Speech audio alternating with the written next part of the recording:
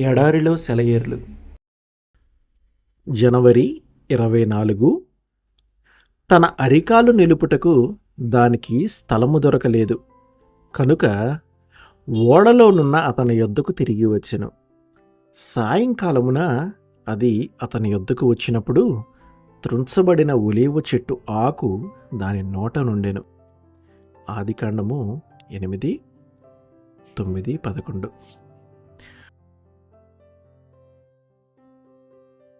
మనకి ప్రోత్సాహాన్ని ఇవ్వకుండా ఎప్పుడు తొక్కిపెట్టి ఉంచాలో, ఎప్పుడు సూచిక క్రియనిచ్చి ఆదరించాలో దేవునికి తెలుసు. ఏది ఎలా ఉన్నా ఆయన మీద ఆధారపడడం అన్నది ఎంత ధన్యత. ఆయనకి మనం జ్ఞాపకం ఉన్నామనే రుజువులేమీ కనిపించనప్పుడు ఇదే మన కర్తవ్యం.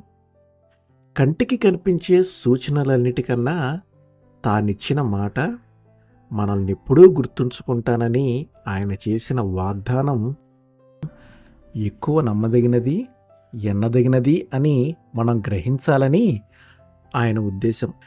ఆయన ప్రత్యక్షమైన సూచన పంపితే అది మంచిదే. అది లేకుండా ఆయన్ని నమ్మిన మనం అది కనిపిస్తే రెట్టింపు ఉత్సాహంతో ఆయన్ని స్తుతిస్తాము. ఆయన వాగ్దానం తప్ప మరే ఇతర సాక్ష్యాలు లేకుండా నమ్మిన వాళ్ళు ఆయన నుండి అందరికన్నా ఎక్కువ ప్రేమ బహుమానాలు పొందుతారు. తుఫాను మబ్బులు చుట్టూరా కమ్మితే, పరలోక స్వరం మోగబోతే నమ్మండి, ఆయన్ని మీ ప్రార్థనలన్నీ వింటున్నాడు. దుఃఖం, శ్రమలు, బాధ దగ్గరైనా, అతి చేరువైన ఆత్మీయులు దూరమైనా స్తుతించండి, ఆయన ఉన్నాడు మనకి. దారి కష్టమైన, బ్రతుకు నిష్ఠూరమైన, భయంతో మన కళ్ళకి మస్కలు కమ్మిన చెంతనున్నాడు, చేతులు చేయి వేయండి. దారులన్నీ మూసుకుపోయినా, అందమంతా అనగారిన మనతో ఉంటాడు, నమ్మి విశ్రమించండి ఆయనలో. ఆలస్యాలు తిరస్కారాలు కావు. మన ప్రార్థనలన్నీ ఆయన రిజిస్టర్లో రాసుకుంటాడు.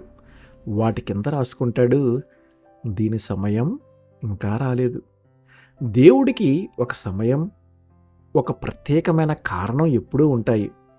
మన ఉనికిని ఉద్దేశించిన వాడే మన విడుదల కోసం పథకం కూడా సిద్ధం చేశాడు. ఆమేన్.